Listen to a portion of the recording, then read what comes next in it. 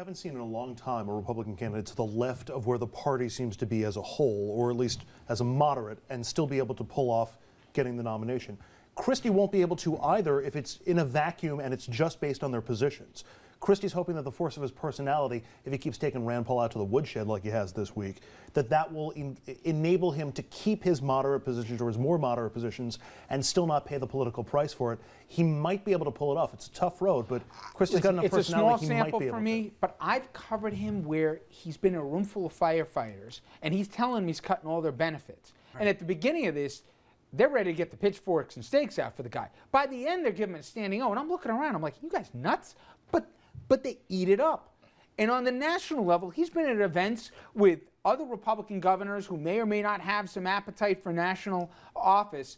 And by the end, they're like, I'm saying what he's saying. You know, he's got something. And you're right, he could blow up. But I'm telling you, people are just so frustrated of Washington speak that something different, and he's different. Here's my question for you. It didn't work for America's mayor, Rudy Giuliani, after 9/11, so why is it going to work for Christie? Because Christie, I think what's different about him, and I think his size actually works along with this in a funny way, is I always thought the Rudy that ran for president was not the Rudy that was America's mayor. Yep. And with that phony little calculated smile and this, if you listen to what he said, he was just taking after the president or going after Obama. He never really said what he would do. He was another politician. Christie, and believe me, he knows better than all of us, he calculates what he's doing here, but he comes off like he's going to say what he thinks. He doesn't care about the consequence. He could have said he'd have a beer with Paul. He knew damn well the question was going to come, and he said, no, I got better things to do. I actually have to work. He's always seemingly a step ahead, at least of the Republican field. Now, speaking of numbers, and Dominic mentioned a poll, a new one's out that shows how much of a problem the divide really is and could be going forward here for the party, and it's that Pyrrhic victory we always talk about. To win a primary, you can't win a general with what you had to say to get elected in the primary. Well, and there's some really interesting numbers out from the Pew Research Center, putting into perspective the pressures on the GOP right now and the challenge for anybody who wants to try and lead the party. Republicans agree on the need for that there are major problems within the party. But unlike party leaders who say the problem is messaging and not policy, 6 in 10 Republicans say the party needs to reconsider some of its positions. Fair enough. Here's the problem. How should the party reconsider those positions? Look at this split. 54% of Republicans say the GOP should become more conservative, but 40% say it needs to become more moderate, the elephant being pulled from both ends. That comes through on key issues as well. Same-sex marriage, 27% of Republicans say not conservative enough. 31% say it's been too conservative. Abortion, 26% say not conservative enough. 25% say it's too conservative. Also, on guns and gun control, you get a similar split.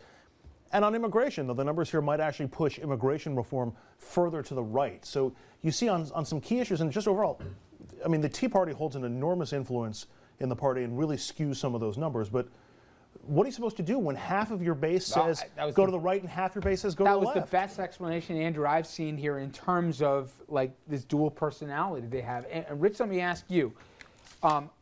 We actually brought up some, Andrew had some Reagan quotes in terms of what he said on issues on gun control, on issues on immigration, all the stuff we laid out there, maybe not gay marriage. But he wouldn't get elected now.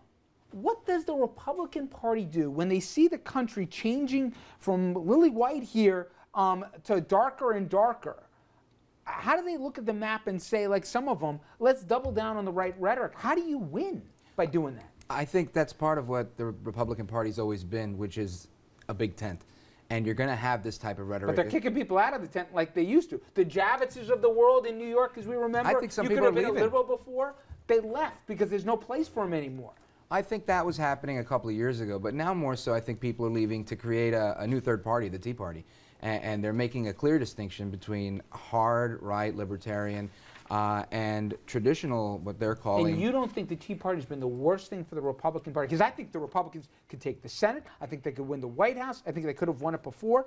But for Romney to have to run as far to the right as he did, which he wasn't that guy in Massachusetts, you shut off so much of the country. The 47% line, it was a real line, and that shows how narrow of a voting potential electorate you guys have shaved it into. I mean, how do you win races doing this anymore? It is a double-edged sword. I mean, while the messaging is accurate with a lot of what they're saying, I think sometimes the messenger, like we were saying before, if you come across as a little bit overzealous or a little bit too radical, and you don't have that common sense approach that Dominic was alluding to earlier, that the governor espouses, I think you're going to get that reaction from people where it's going to be, I'm either in or out, rather than having a conversation saying, hey, let's talk about this and figure out where we can meet. Here's my question.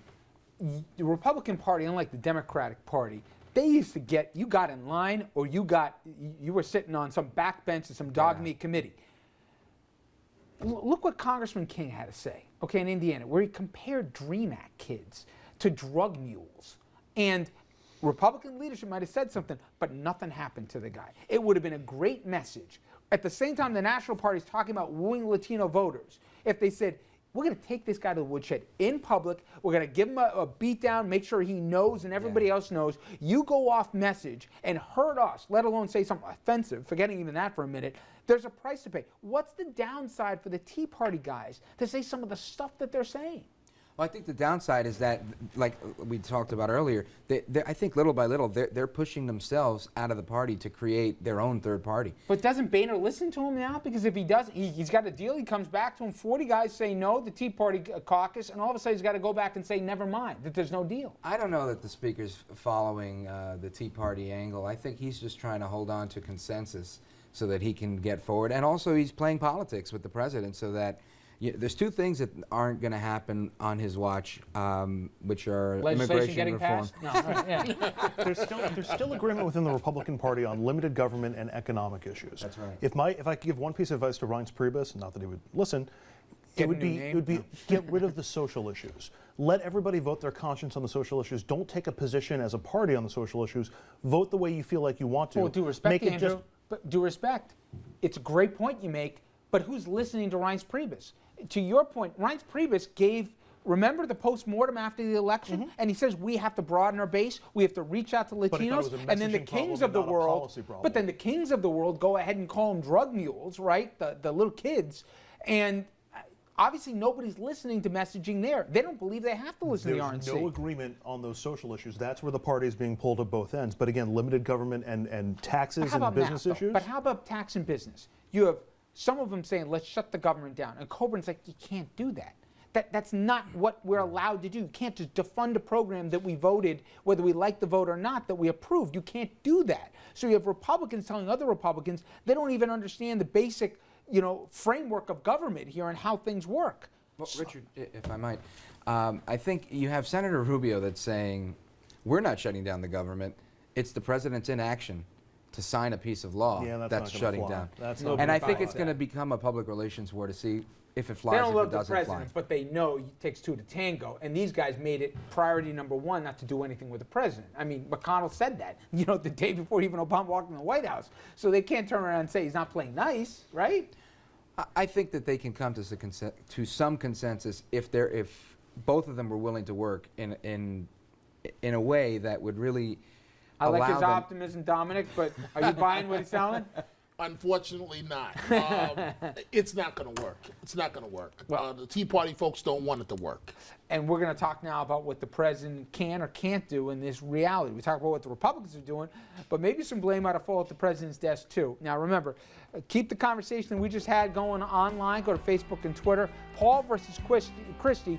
Who do you believe personifies today's GOP? Andrew gave you some fascinating numbers. Who do you think more closely articulates what Republicans stand for as a party today? All right, coming up next. Is Obama the leader that you can believe in? There might be sympathy that he got dealt a tough hand here, but is he doing all he can? Is it time he got his hands a little dirtier in the name of accomplishing something? That's up next. Stay with us.